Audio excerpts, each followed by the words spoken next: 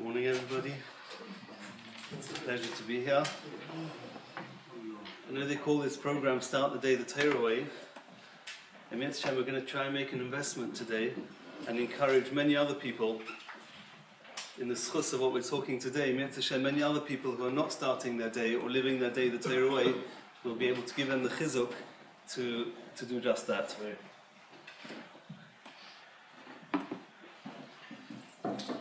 So we're trying to discuss how to connect to the challenged teenager. So let's just call a spade. And the challenged teenager is not your typical challenged teenager. We want to discuss particularly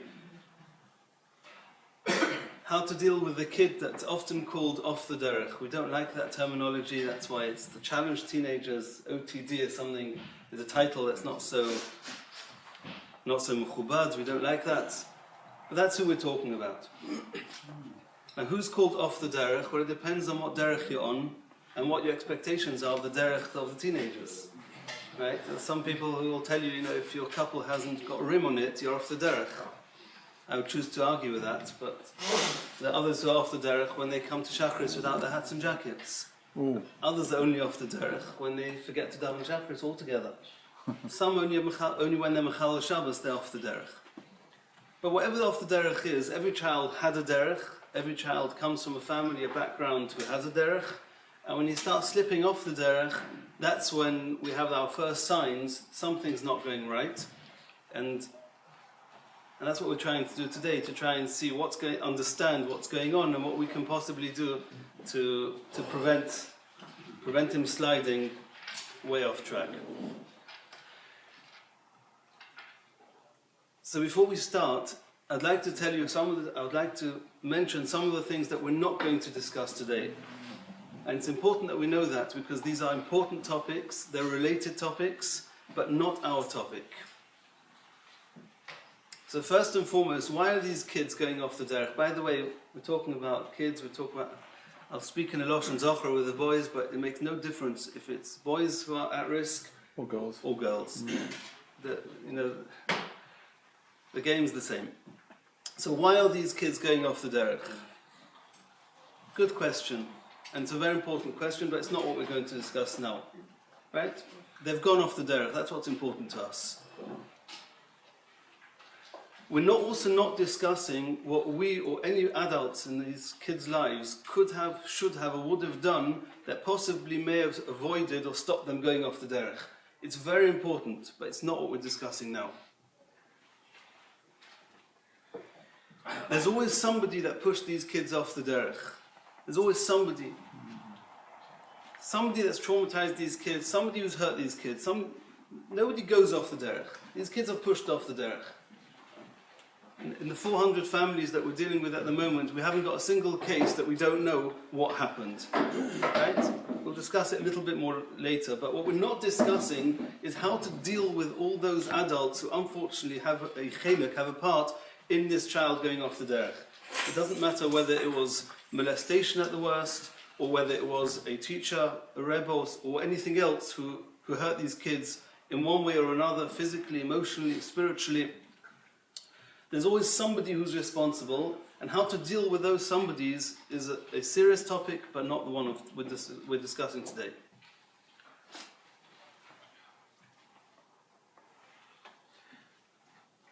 If you're the parent of a child like that, and I hope that none of you ever get tested, but if you're the parent of a child like this, or in direct contact, if you're a rebbe of a child like this, and you have to make big and difficult decisions, how to deal with a child who's slipping is something that needs serious training. It's not something we can do in half an hour. But if you're in that situation, that you're dealing with a child and you need to make those decisions, do go and speak to those professionals who can help you and give you guidance. You can't afford to make a mistake. And the last topic that we're not discussing, that's a very hot topic today, and that's where technology comes in. We're all very quick to say, the common denominator between all these kids is they're walking around with iPhones and who knows what else, and spending tremendous amount of time every day hooked up to their machines. If the machines were responsible for their downfall, whether it helped their downfall, whether it sped up their downfall, or it's preventing them coming back, are all good questions. We're not discussing technology and the part that technology has in the situation that these kids are in. So what are we discussing? So each and every one of us sitting here is either a friend, a neighbor, a relative, again, we're not discussing the job of a parent, but could be an uncle, a brother-in-law. There's nobody in this room that doesn't know of 1, 2 or 3 of kids who are off the derech or slipping. So what's our job relative to these kids? What can we do? What can we do as a kehillah? What can we do as neighbors? So the first thing we have to understand is what if you had to put these kids in a box, what box would you put them in? So the first thing that comes to mind is they're Rishonim. That's the easy bit. They're doing lots of things that we think they shouldn't be doing. So for that, sorry? The kids. I'm talking only about the kids now. I'm not discussing the parents. We'll get to the parents at the end if time allows. So the first thing that comes to mind is they're Rishonim. So number one, the Talmud Devorah writes, also in Perek Aleph, also in Perek Beis, and other Gedolei Yisrael, after the Talmud Devorah followed the Talmud Devorah, even in the event that they're Rishonim, there's a chiyuv and a mitzvah d'oraisa to love these kids. There's Gemaros all over the place. It's a mitzvah that you're allowed to hate the child. All these are good questions, right? This is not a pilpul, this is not an omdus shir. There's good answers, but it's mefurish in Chazal. You have a chiyuv to love these kids, even if they're Rishonim. Rabbi Neib Steinman once said, "En yeled ra, yesh yeled shera lo." I'm not sure how to translate that in English. There's no bad kid, but there are kids that bad things have happened to them. I've got a letter that Rabbi Dov Yaffa wrote, exactly in Tafshin Ayin Hey. He wrote a letter to the Vada Chinuch in Eretz Yisrael, and he wrote there in his letter that he personally heard from the Chazon Ish, that the Chazon Ish told him that and all the bochrim who are off the derech, chas v'sholem, not to think that they are koifrim, that they are rishoim or poishim. He said they're probably anusim and maybe almost anusim, koriv l'anusim, but they're not poishim, they're not rishoim. Sorry? Disappointed. Who's this one? The kids. They're much more than disappointed. We'll understand in a second. By the way, any parent that ever went into Reb Chaim Kanievsky for a bracha and said, my child's gone off the derech, the only thing Reb Chaim tells the parents is refuah shleima. Doesn't say anything else. So that's number one. So the Rishonim, you want to call them Rishonim, you have to love them anyway. But they're not Rishonim.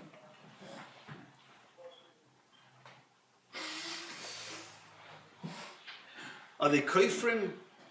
They sometimes sound like koifrim, because the easiest way to justify all the things that they're not doing, or the things they are doing, is to say if there's no Rabboni Shleilim, if there's no God, then that's it, I'm okay. So it's the easy way out. And if we don't challenge them, then their claim has no substance whatsoever, and they are not koifrim. There was this kid who said, I swear to God I'm an atheist. Right? These kids are not... I swear to God I'm an atheist. Right? These kids are too troubled to be atheists. They're not intelligent enough to be atheists. I haven't yet met an atheist. In the 20 years I'm with this work, I haven't yet met an atheist. I've met lots of ignoramuses, but not many atheists.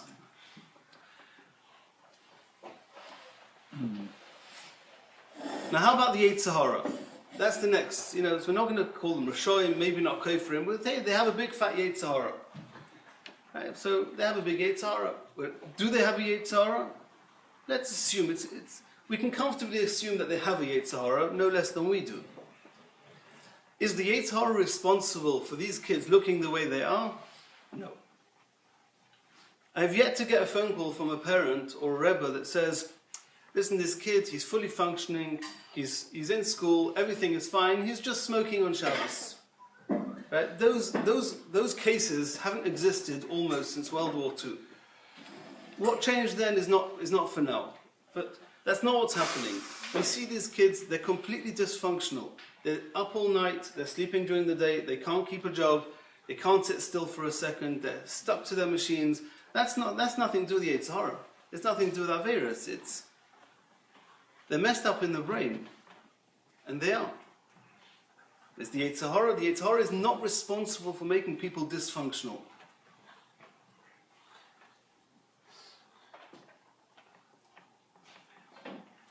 Now there's another illness out there that some of you may have heard about, and for some reason most of us think that all these kids are suffering from it, and it's time that we understood that they're not.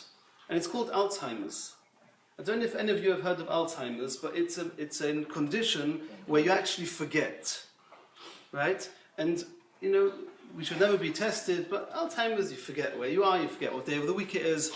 You know, I have yet to meet the kid who's smoking on Shabbos, and the father tells him for the billionth time, do you not know it's Shabbos today? And he says, oh, I forgot, I'll put my cigarette off. Right? Oh, you mean it? I have to daven Shachris? Thank you so much for reminding me, I'll go and daven Shachris. These kids are not suffering from Alzheimer's. They've not forgotten anything. All your values and everything that we know and that we've imbued in them in the chinuch, they remember, they are keeping track of all the things they're doing wrong. And it's not making them feel good. But us reminding them about all the things they have not forgotten is not helping them get anywhere. It's just hurting them. Once and for all, these kids are not suffering from Alzheimer's. So what are they suffering from? If it's not the Yetzer Hara, and they're not Rashoim, and not from Kfira, and not from Alzheimer's, so what is it? The answer is pain. Pain and trauma. Right? Anyone who's ever learnt anything about post-traumatic stress disorder, anyone who knows what people in severe emotional pain look like, that's what these kids off the derech are. Nothing more, nothing less. They're in tremendous pain. But the truth is, we all have addictions, right? We might not all be addicted to our phones. Some of us might not be addicted to smoking. There's one thing we're all addicted to. We're addicted to running away from pain, right? If you have a headache, right, you might have a meeting, you might have a shir, you might have shachris, mincha, ma'ariv, there might even be halachas and hilchas Shabbos, what medication you're allowed to take, not allowed to take. We're very quick to run to the Rav and say, I have a headache, I have a migraine, I must take a Panadol, or whatever you call it. We are all allergic to pain. And these kids are in severe pain. Why they're in pain? Somebody hurt them terribly. And like we said, we're not discussing who it is and what they did, but these kids are suffering, they're in tremendous pain. If you can look it up. I forgot to bring it, I've got a copy of it at home, where they took a traumatized kid, one of our off the derech kids, and did an fMRI, that's what it's called. It's similar to an MRI, but it's the brain function. There's scans today that can check the brain function. The function of the brains of these traumatized kids, the whole area of the brain that's responsible for responsibility, for choice, for forward thinking, is black, is out. It's completely dead. So we can tell them, why don't you think? Why don't you realize? Why don't you realize consequences? Why don't you take responsibility for what you're doing? Discipline. Why can't you get up on time? Why can't you follow the rules? The answer is they just can't. That part of their brain is not functioning. It's just not working.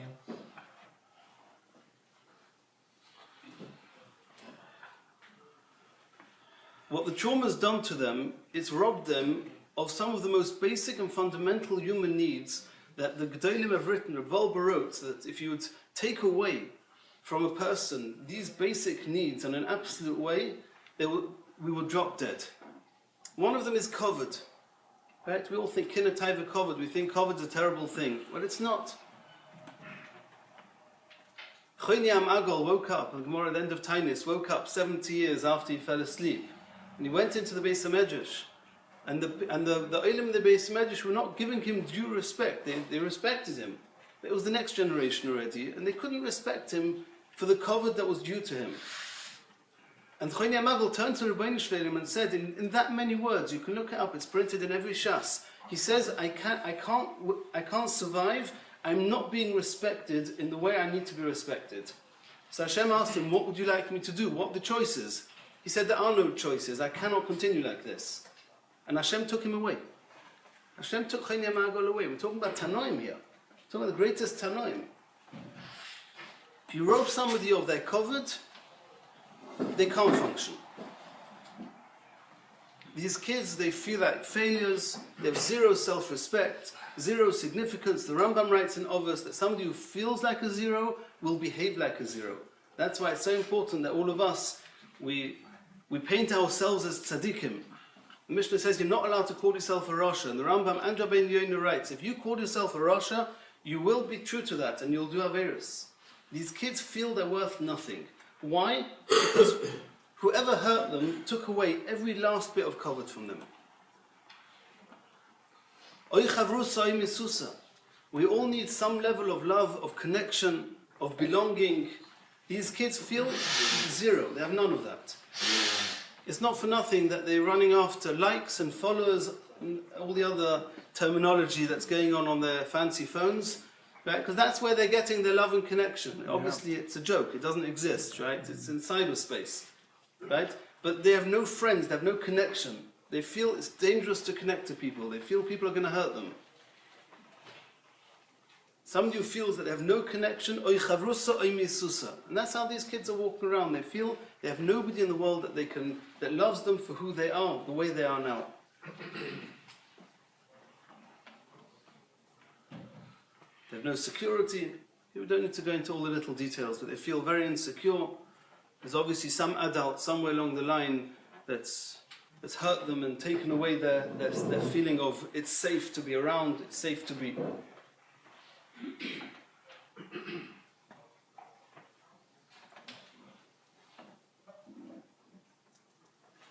There's countless times I've had bochrim, boys, girls, whoever they are in my office, at home, and I asked them, if you had one choice, if you could choose one thing, what would it be? None of them say, I would like to have the next model of an iPhone. They say, I wish I could be normal. That's what these kids are saying. So I say to them, well, what's not normal about your life? You've got a better life than I do. Right? You can drive 7 days a week. I can only drive 6 days a week. You eat whatever you want. You do anything you want. What's not normal about this? I have to keep my Shulchan Aruch because, I'm not off the derech. But you've chosen a different derech. Right? What's your problem? And the answer is they haven't chosen another derech. They're living in trauma and they just want to be normal. And they can't be normal at this point. They don't have those faculties with them at the moment. But fortunate, Baruch Hashem, it's not lost for good. It's not lost for good. They can actually be healed. And it's profoundly simple how to do it. Profoundly simple. All these kids need is a nice word. A nice word. I had kids in my office who tell me everybody hates me. Mm-hmm. So I asked them, do you have any references? They might be in their head. They think everyone hates them. Ask them, do you have any references? They'll tell you exactly all the people that know them in shul, their neighbors, their uncles, exactly who avoided them, who crossed the road when they were just, in sight and didn't want to face them for whatever reason, either because, he's off the derech, he's like, he's excommunicated, or I'm scared if I go anywhere near somebody who's off the derech, maybe I'll go off the derech, and all sorts of other narasha cheshbainas. These kids are keeping cheshbon. They know, they're in pain, right? It was one of us that hurt them. Let's get honest. It was somebody who's representing normal life who actually invaded their lives and hurt them to the extent that they can't even wake up in the morning. And then we're the ones who are avoiding them and we're not even saying hello to them. If they are in your contact list on your phone or on your computer, there's a good chance that you're in theirs. And they know that you haven't called in 6 months. Well, it's your nephew, it's your neighbor. Why can't you call up and say hi? You don't need to say it's great that you're in Chal Shabbos. If you're a parent, you have to deal with that. But we're not talking to parents of these kids. We're talking about neighbors, to friends, to the community. Why are we not keeping contact with these kids? Just because they're drunk all day? They don't deserve a phone call. They don't deserve a good word. A lot of them don't even have homes, don't have roofs over their heads because their parents have either gone for guidance or not gone for guidance, right guidance, wrong guidance. We're not going to go into that now. But a lot of these kids don't even have a roof over their heads. Last week's parasha we learned, Yosim v'almona lo yisa'anun. Right? The Rambam says there's a mitzvah d'oraisa to take care of all the needs of a yosim. Who's a yosim? So there's a sefer Shailas Teshuvah Sifsei Kohen, and they're in that Sefer is written, he says it also by Almona and also by Yosim. It doesn't only mean somebody who loses their parent. It says somebody who's been distanced from their parents, somebody who's been thrown out of the house. He's also a Yosim. So you've got some father, some place who feels rightly or wrongly that he has to throw his kid out the house.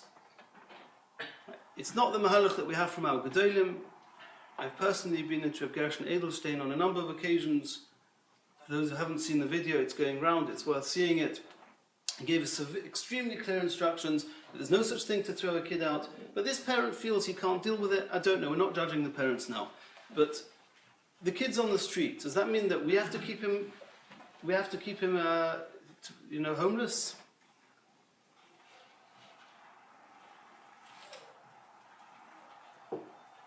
My kids built in my garden a little shed. You know, the kids do. They build a little, what they call it, machane, I don't know what they call it here. He built a little contraption just, and 3 o'clock in the morning I come out and, just finished a phone call. I go into the garden and I see there's a yeshiva bacher sitting there. I asked him, what are you sleeping there? I asked him, what's going on? So he says to me, well, my father said to me, if I come home after 11 o'clock, he's locking me out. So I said, how long have you been sleeping for? He says, 2 months. No. And it's ma'asim shebechol. So I told him I don't let him sleep there anymore. I gave him a room, I gave him a bed, and showing him, whatever. But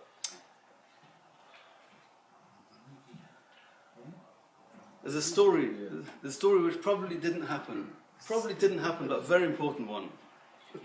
That there was this Rav who was called in to the hospital. There was a choshev member of the Kehillah that was really not doing well, and they called the Rav. It's one of the last calls that people make is to the Rav, to the rabbi. Okay, so the rabbi comes there, speaks to him, gives him chizuk, and then this person can't speak anymore, he's really not doing well, and he asks the rabbi for a piece of paper. So, a dying person is asking for a piece of paper, so the Rav took out a paper and a pen, he gave it to him. This is a choshev person who was lying there. He wrote something on a piece of paper, so the Rav didn't feel it was appropriate to read it now. He put it in his pocket, and 15 minutes later, the Rav wished him his final farewell. 2 or 3 hours later, it's a big levaya, and the Rav is giving a hesped. At the end of his hesped, the Rav says, I remember you gave me a piece of paper.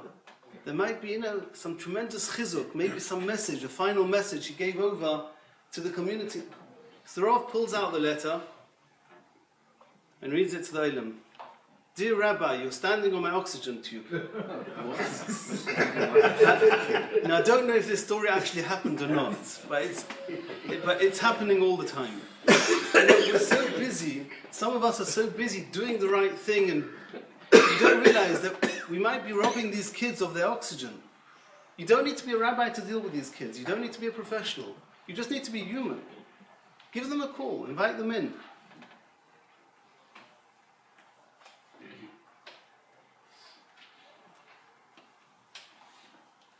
You've all heard of Gesher here in town? No? Good for those who have, good for those who haven't. But what Gesher are doing is... Sorry? It's not Gesher you care, so there's another message from Gesher. Okay, right. So we're talking about the Gesher. Gesher 2017. Right. What is Gesher? Gesher is a body, is an organization that is actually being run by some off-the-derech kids who were not given the kirov that they deserved. And they're in a whole community where they're helping people go off the derech. All they have is money. We have it now, it's Yisrael, it's called Hillel. They have in America called Footsteps. And if you ask them for their statistics, they will tell you, and I have these statistics at home, they will tell you that 80% of the intake, upon intake, they admit having been traumatized. And how are they buying their kids? With money, with a roof over their heads. The parents have thrown them out. And here you've got an organization that's giving them a roof over their heads. Well, we're going to be responsible for that. If you can't be at home, it's up to the community to take care of it. If they need some money, how much money do these kids already need? But why should they have to go even further off the derech and become comfortably off the derech just because there's nobody taking care of their most basic needs? The Zohar says in Parshas Truma that if we knew what it means to have an neshamas, if we knew what it means to bring back a neshama that's getting lost, we would run after these kids like we run after life. Like we run after, we'll chase these kids to buy them back, like we're running after life. We all know that when you say Lashon Hara and you talk not nicely, there's something called tzaras. Tzaras. It's one of the Tzorah is Nechshav Kameis. The Zohar writes in Parshas Tazria, Parshas Metzora. The Zohar Kodesh writes, you think that you only get tzaras for saying Lashon Hara? Exactly the same way as you get tzaras for saying Lashon Hara, you'll get tzaras for not saying a good word when you're supposed to. If you're supposed to say a nice word to somebody and you don't, you're exactly in the same bracket as Lashon Hara. So Hashem says that's why Metzora brings two birds. One of them gets shechted as a korban and the other one gets let free. So the Sfas Emes says, why do I need to catch a bird, bring it to the Beis HaMikdash just to set it free? So Sfas Emes says that's the message. There might be things that you shouldn't have said, so that's the korban that gets slaughtered, that gets shechted. But there's things you should have said and didn't say. So we take this bird, it doesn't stop talking, and we set it free and say, learn your lesson.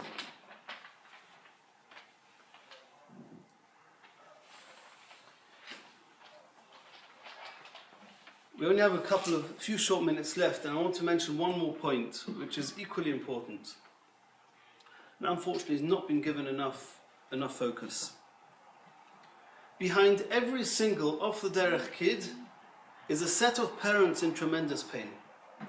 It's easy to point fingers and say they should have done this and they shouldn't have done this, and that behind every single kid like this, there are parents in the community davening in the same shuls as you, joining you in the same simchas, who have to deal with the kid who's either at home or not at home. Don't think for a second that the parents have thrown their kids out, they sleep well at night. They don't. They have sleepless nights if the kids are home, they have sleepless nights if the kids are not home. The homes are often falling to pieces, and the parents that come for training, Baruch Hashem, the homes get stable very quickly. We're not going into that now, but you have to realize behind every kid there's a set of parents in pain.